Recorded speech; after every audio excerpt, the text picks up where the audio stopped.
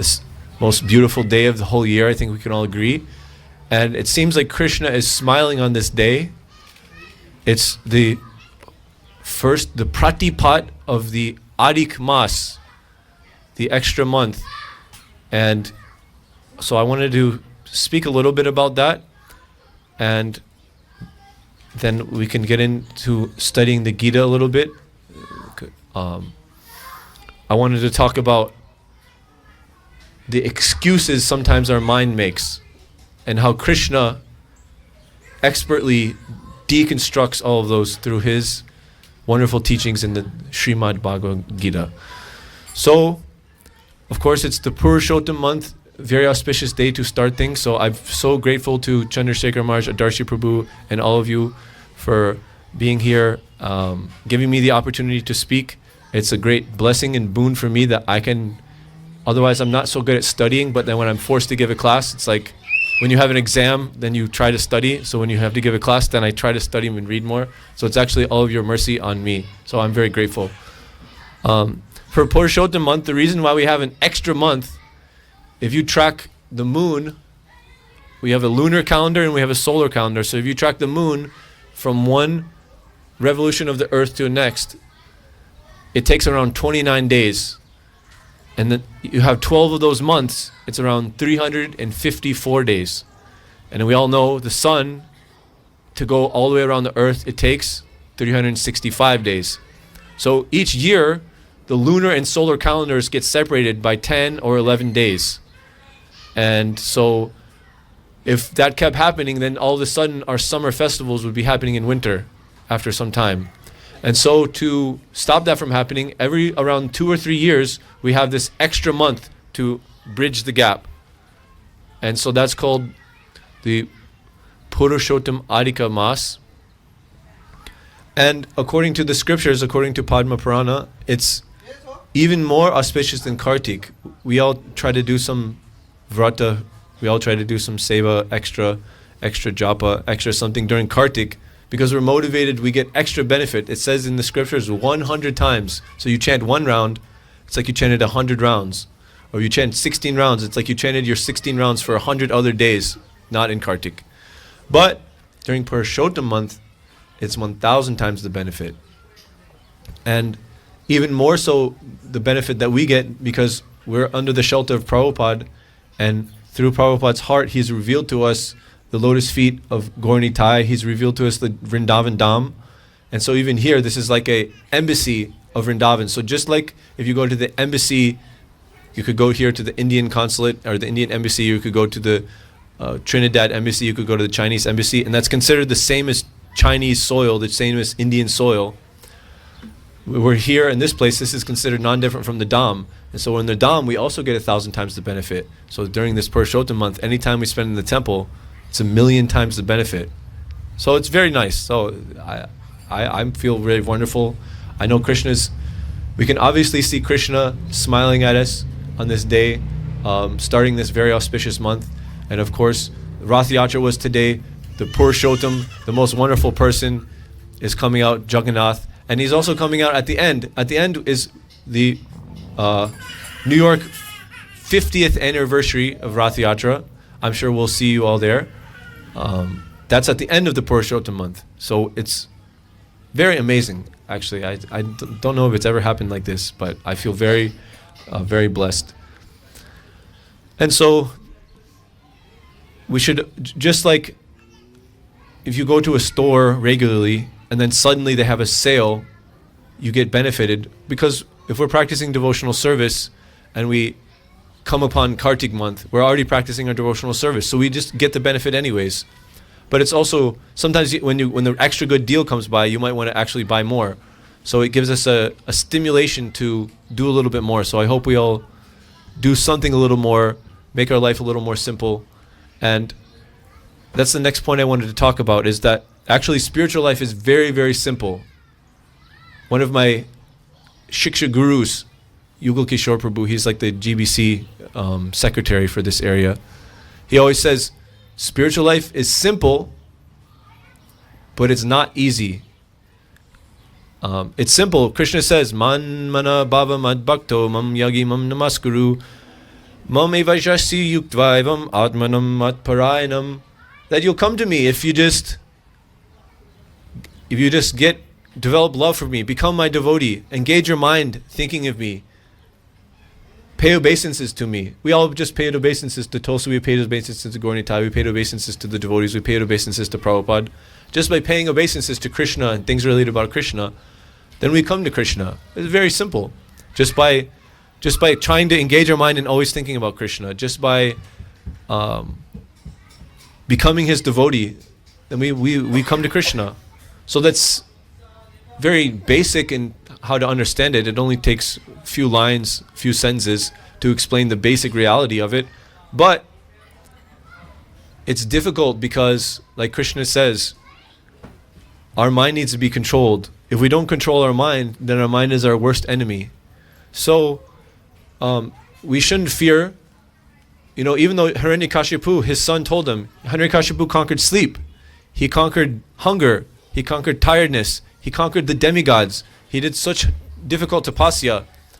But then when his son told him, actually, my dear father, best of the demons, you've conquered all these things, but you haven't conquered the actual enemy.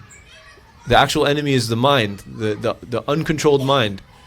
And so eventually, he took him a few lifetimes, but eventually Hiranyakashipu got it.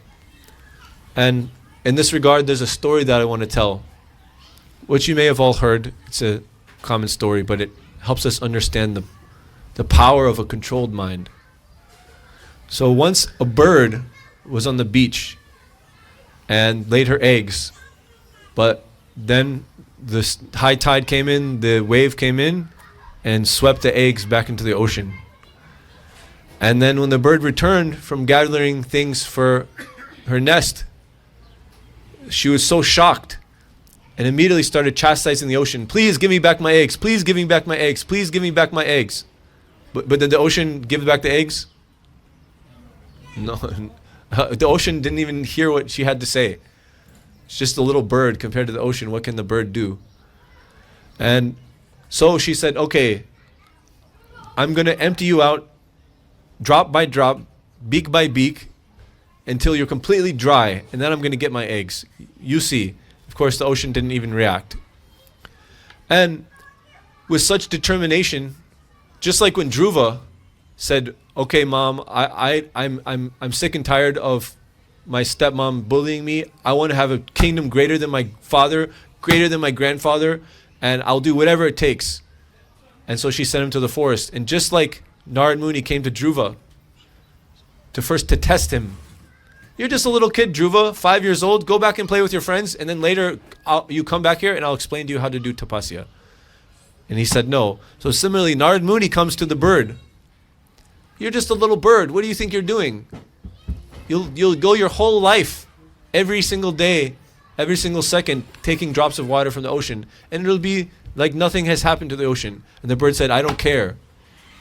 This life, the next life, the next life, the next life, I'm going to keep doing this until the ocean is dry. That's my determination. And so Narad Muni was amazed. And he went to Garuda and said, hey, Garuda, you know, you've been disrespected. The ocean offended your relative, this small bird. You're going to let him disrespect you like that? And so just like Narad Muni is always trying to stir things up, Garuda immediately went to the ocean and said, okay, this is my friend, this is my relative, this is my daughter, this little bird. You should give back the eggs. And soon the ocean immediately, yes, sir, and gave back all the eggs. And so this is the point of determination, that although controlling the mind is like taking a little spoon and going to the ocean and emptying it out with a little spoon, or the little bird emptying it out.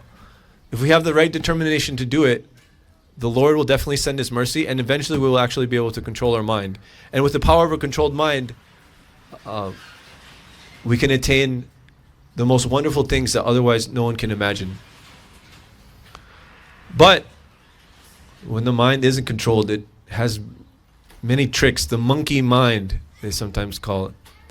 And so, fortunately, Krishna has given us the manual for the mind, the manual for all the tricks that it might play, the manual for how to control it. He's shown us. He's giving us the Srimad Bhagavatam, the Srimad Bhagavad Gita. Of course, he's given the Sri Chaitanya Charitamrita. These are all the perfect weapons to control. Like the big elephant needs a weapon to be able to control it. So these are the perfect weapons to control our mind. And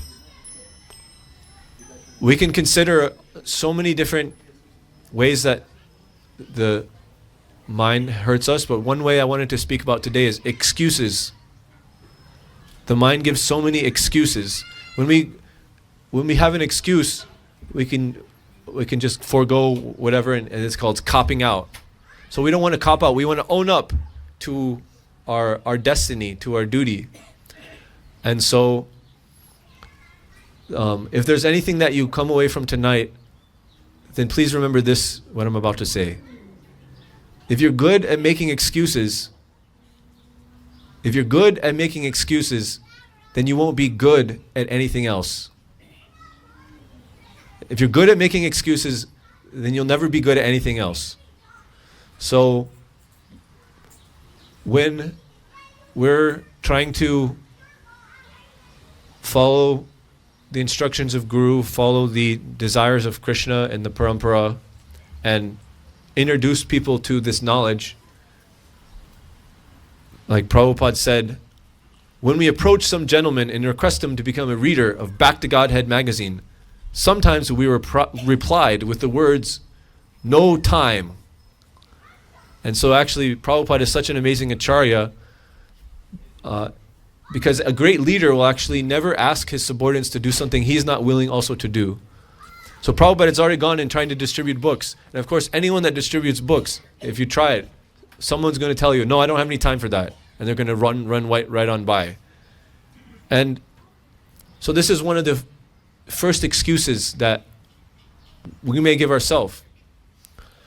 And you may look at me and you say, "Oh, Natabar, but do you have a job? Do you have a house? Do you have a wife? Do you have kids? Do you have bills? Do you have all these things, the complexities of life?" No, and of course I don't technically have a job. I don't have a wife. I don't have a house. I definitely don't have any bills to pay. I definitely don't have any kids. And so you may say, "Okay, well then because you said no to all these things, therefore you can say you have time." But no, I don't have any time. Okay, fair enough. If you want to ask me that, I can't rebut too hard. But I just want, like Krishna rebut. In the first chapter of Bhagavad Gita, did Arjuna have a house? Did he have a wife? Did he have kids? Did he have so-called bills to pay? Did he have all these complexities of life upon him? Maybe a little bit more than our complexities? You have to compare. I can't speak for you. So this is what Arjuna is coming to. And there was 640 million on that battlefield. So many soldiers.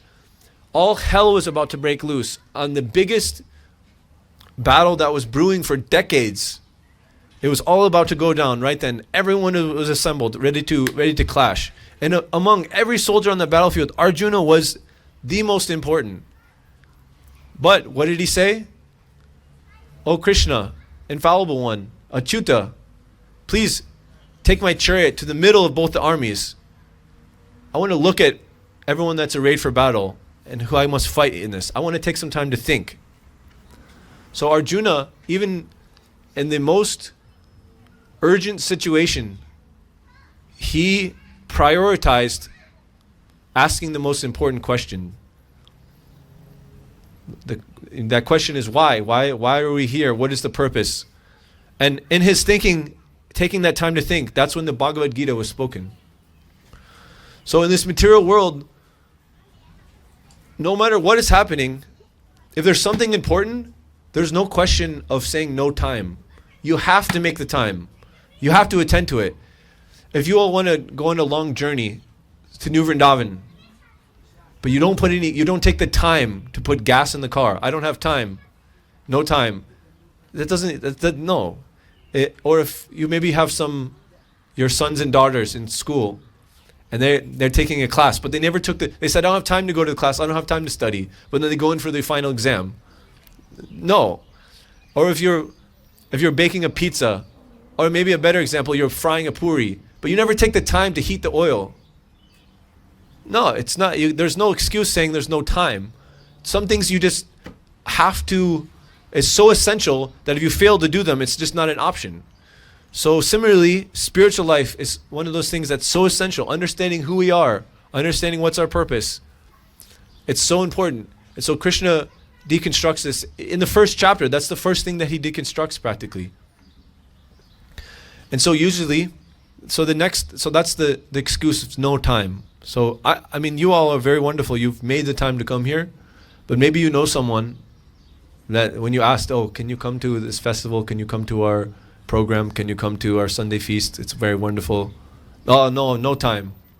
So when they say this, you know what to say. So then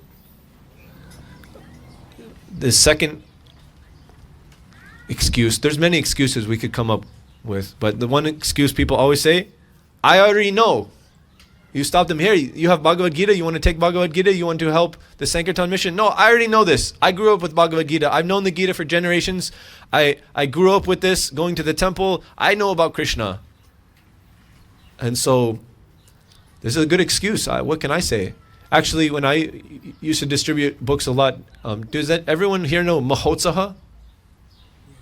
Mahotsaha, he's a very wonderful devotee. He distributes a lot of books.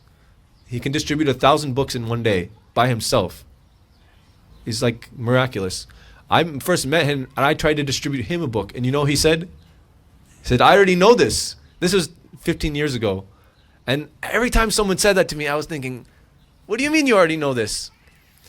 And I wish I would have understood a little more so I could explain to them. Because Krishna deconstructs this excuse just in the second chapter. Consider Arjuna. Did Arjuna grow up knowing all of this? Did he grow up going to the temple? You know, his family was immaculate in their piety. They're preserving all the different dharmas, all the different religiosity, perfectly. His whole life he followed it. But what does he say to Krishna in chapter 2? Karpanya dosa pahata swabhava prichami tvam dharma samudacheta yachaya sanishchitam bruhitam me shishyasteham marisad sarimam tvam prapanam. What does he say to Krishna? Krishna, I'm confused. I thought I knew, but I don't know. Please instruct me. I'm just your disciple. Arjuna came to Krishna in humility. Without humility, there's no question of knowing, of having knowledge. If you have the jug of knowledge and you have your cup, which is empty, you have to have the cup lower than the jug to let it flow. You have to have humility. So how can we say that we know it all when Arjuna said he didn't know? You know, if we think of all the knowledge as, you know, maybe some big circle, there's some tiny section which is the knowledge that we know.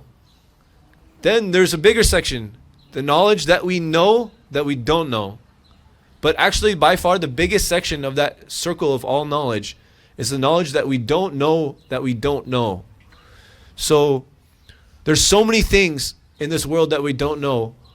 And when we hear from the transcendental vibrations of the sages of the parampara, of the Gita, of Krishna, we get these gems of knowledge and universal insights. And we gain knowledge about a bright future which opens up so many opportunities. It can completely change the way that we think about life. But we can't access that knowledge if we don't have the humility to say we don't know. And some people may say, oh, I know the Gita. Some people may say, oh, I know Krishna. But we should tell them, okay, you may know about the Gita, you may know about Krishna, but does that really mean that you know the Gita? Does that really mean you know Krishna? That's a lot. It's different knowing about Krishna and different knowing Krishna. When we learn a little, we think that we've learned a lot. But when we learned a lot, then actually the humility comes in because we realize there's so much more that we need to learn. So we should remind ourselves, if we ever start to think that we actually know it, that Arjuna said he didn't know. So this is the second excuse. So we have no time, we have I know. And another very common excuse, okay, I'll do it in the future. I don't have any excuses, I agree with you, but I'll do it tomorrow, I'll do it next year, I'll do it when I'm old. I can't do it now, but I'm convinced I'll do it. So as we're telling Krishna, yes, I'll do it later, Krishna says, just like you say you're just now coming to do it, I say death is just now coming. In the 8th chapter, Krishna reminds Arjuna, Ante kale chamamevya smara muktva kalevaram anta kale. The time is ending. Time comes to the end. Death is sure. When Benjamin Franklin was reminiscing on the Constitution and that he just signed, our Constitution is now established. And it's an appearance that promises permanency of the nation. You know, hundreds of years later, it's still here, the United States. But in this world, nothing can be said to be certain except death, and then he quipped, and taxes, which was kind of a joke at the time. But yeah, death is a promise. Death is chasing all of us, and to some extent or lesser, we all know that it's coming. But did you know that 76% of people die without writing a will? Maybe they didn't think it would happen to them. Or maybe they didn't want to think that it would happen to them. But regardless of what they were thinking, it still happened. So there's a common saying, time and tide wait for no man. And when it comes to spiritual life, a young person will say, oh, I'm too young for this. And an old person will say, I'm too old for this. And everyone in the middle will say, I'm too busy for this. And some people will say, okay, yes, I'll do it. Someday I'll do it. But the last time I checked, someday was not in one of the days of the week. You have Monday, Tuesday, Wednesday. Sunday is not a day. So if we have this mentality that I'll do it tomorrow, then tomorrow will come, and on that day we'll think, I'll also do it tomorrow. And actually tomorrow is this magical, mystical land where most of our creativity, most of our achievement and our potential, it goes to that place, and then we never get to it. Because the problem is we can never make it to tomorrow. So Krishna he reminds us, he deconstructs this excuse. Do it now, because in the future, if there's something that's good to do in the future, why don't you do it now? If it's something auspicious, do it immediately. Very common saying. And we should know, spiritual success doesn't happen overnight. It's not just like one day an apple falls on our head and we get self-realized.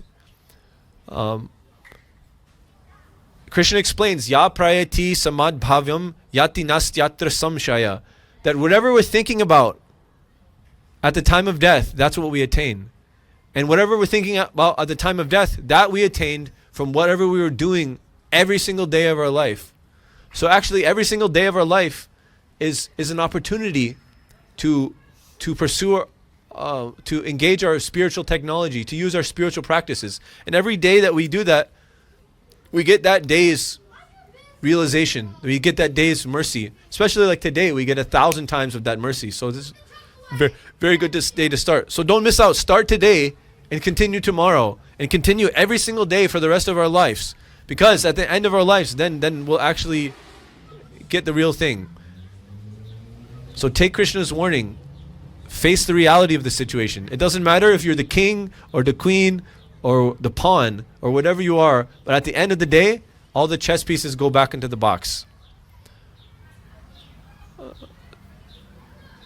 So Chandrasekhar Maharaj has asked me to go till 6:45, and there's more excuses.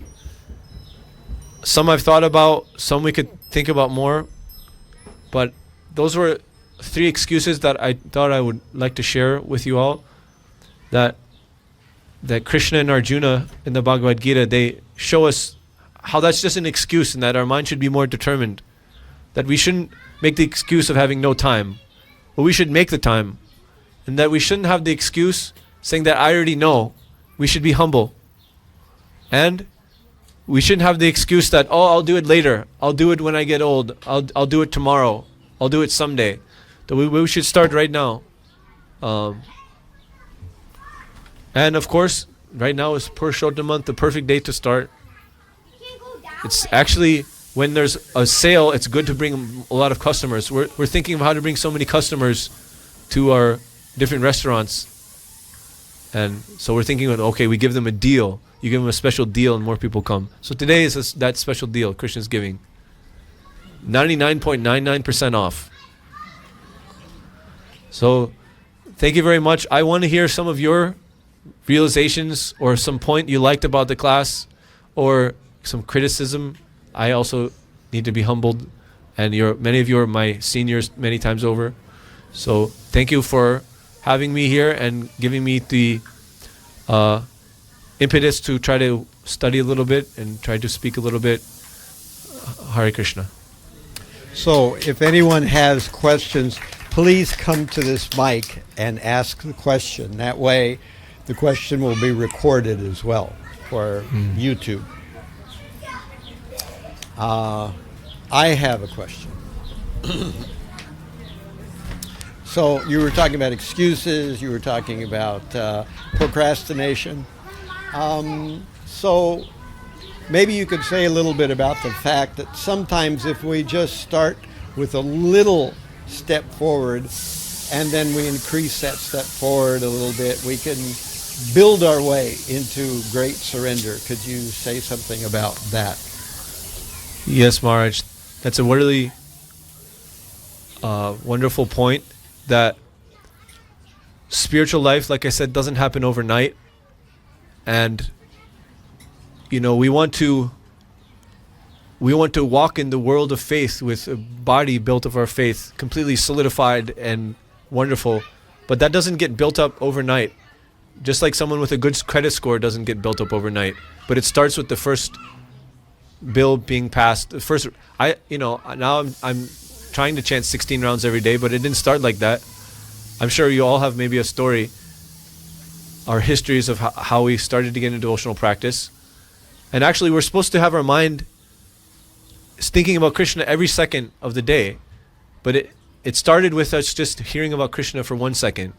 It started with us just maybe chanting one Maha Mantra. Sometimes they have different programs. They say, just chant one Maha Mantra or just chant one round. I remember I went to the Festival of Inspiration, and I didn't have any money because I paid it all for the ticket to go there. In New Vrindavan, they used to have this. You probably remember, maybe about 2011, 2012. And so they bought me a japa bag, and they said, okay, you don't have to pay for it. You just have to chant one round every day. Okay, one round every day. And this is how we slowly try to control the mind. If we're good and solid and determined and enthusiastic every single day, one round becomes 2 rounds, 2 rounds becomes 4 rounds and reading a little bit, 4 rounds becomes 8 rounds, reading a little bit more, visiting the temple, 8 rounds becomes 16 rounds, being around devotees, not taking karmi food, only taking prashadam. Then it becomes a full-fledged spiritual practice. And slowly our shraddha, it matures, it thickens, it becomes fixed. Our consciousness doesn't waver. Then our heart starts to melt. And these are the stages that Prabhupada and the Acharyas talk about. The heart starts to melt, and a little ray of prema starts to shoot out. Then suddenly the whole heart is completely ignited with love for Krishna, and so on and so forth. Then we fully realize our eternal spiritual form, our eternal service. And so we're somewhere in that spectrum. Maybe we're not realizing everything 100%, but we're definitely chanting more than one Maha Mantra. Even just eating one piece of prasad, it gives bhakti unmukhi sukriti, sukriti, pious credit. It's like a bank account that we're just trying to get that bank account to the level where we can retire on that investment. But all the investments start with a little bit. And it keeps gaining interest. And that interest will never go away. Krishna says that if you just, even the smallest installment, it will never go away. And then that'll be able to protect you from all kinds of fraud, all kinds of fear. And so, like Maharaj was asking me to propound, it's very it's very important to just get the process and stick with the process and keep going. And different acharyas say, like, if you read Harinam Chintamani by Bhaktivinoda Thakur, he says very quickly the chanter of the holy name continuously chants all throughout the day, and his chanting equivalates to 192 rounds. So we're thinking, well, very quickly. Some of us, it took me years to start chanting 16 rounds, and but all the acharyas say, Prabhupada says that actually 16 rounds means 16 rounds on beads and unlimited rounds off the beads. They're always thinking of Krishna. Manmana Bhava Makbhakto. Like I began, devotional life is simple. Spiritual life is simple. Just think of Krishna. Engage your mind in Krishna, worship Krishna. And it starts with a little bit, and that little bit, as the example is given, we have a cup of poison. We want to get the poison out. So you pour heavy cream.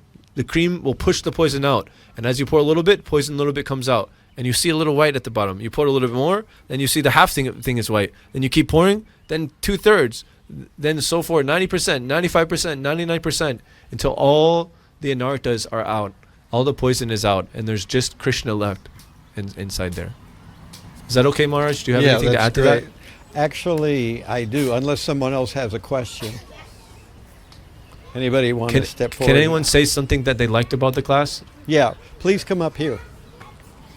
Please come here. Please come here for the. There's all kinds of distractions in your mind. Yeah, in this world, so many distractions are there. Here you go to work, other but you are always busy with different kinds of distractions. But how to control and focus our mind to Lord Krishna. So he's asking about how we keep from being distracted. Yeah. So many distractions in the mind. There's so many distractions in the world.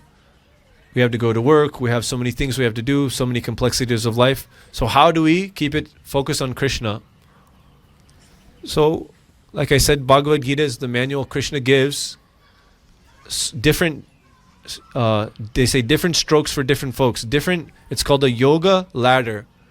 And in the 12th chapter, he gives a very quick synopsis. Like an expert teacher, they'll give something, and then if the student can't accept it, they'll give something a little bit different, a little bit less. If the student can't accept it, they'll just keep going until they can meet the student where the student's at. So Krishna says, focus your mind on me and have bhav, have love for me. Okay, if you can't do that, fully engage in sadhana bhakti. Okay, if you can't do that, at least just give some fruits of your activities to me. And that way, especially for those of us that are working, whatever we're doing to make money, it's engaging a lot of our energy. But ultimately, they say wherever your money goes, wherever your energy flows, your mind goes. So all our energy is pouring into our job. And it may be so many different things. I mean, we should try not to have a job that's in Ugra Karma as much as we can.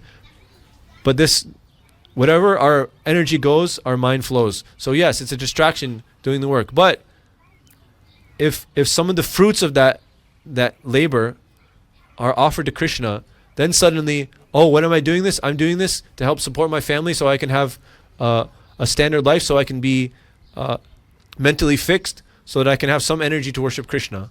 And also so I can give Krishna some donation. Give Krishna something. That way, when you actually give money to Krishna, it's going to make you think about Krishna.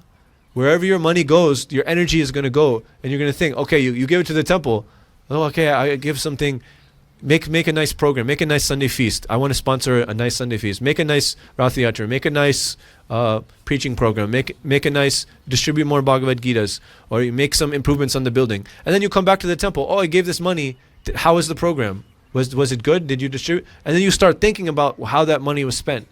And that way, even though you're at work the whole time, because the fruits of that work was used in Krishna's service, the entire time is kind of like negated, and all those distractions will be dissolved, and you'll be able to think of Krishna. So that's the secret that Krishna reveals It's kind of called like karma yoga. We have our karma, we have our duties that we need to perform, but yoga, if we unite them, if we connect them to Krishna, then it makes everything make sense. It makes all the distractions actually. It negates the distractions and makes the distraction actually. Then it's like they said, if an unchaste wife is at her home and she knows she has the secret paramour, she's going to do all the chores even more nice so as to not have any suspect. And so similarly, if we're always thinking of Krishna, even when at our job, we'll try to do so much better at our job because we know that that's connected to Krishna. And that way, we can fully spiritualize our entire life. So, I used to work in IT, and I worked for a company called ADP. They like do payroll and things like that. And so it was definitely difficult having to do work and balance all these different things, and I have to talk to so many people and they don't want to talk about Krishna. But at the end of the day, then I was getting my paycheck and I was being able to make a donation to the temple, help make the preaching better, help the devotees, and that way my energy, even though it was going towards this company, ultimately the energy comes back in the form of money, and the energy is going to Krishna. And so then it definitely helped my mind be controlled. And now I'm blessed, and if you can all pray for me, that I can be blessed more to just give more energy to Krishna, that my life is structured in such a way. Of course, all of you are welcome to as well. Krishna says he will take care of everybody. I guess in their different ways. We all have our different unique path. So thank you for the nice question. We've got about 3 minutes left, so I don't know if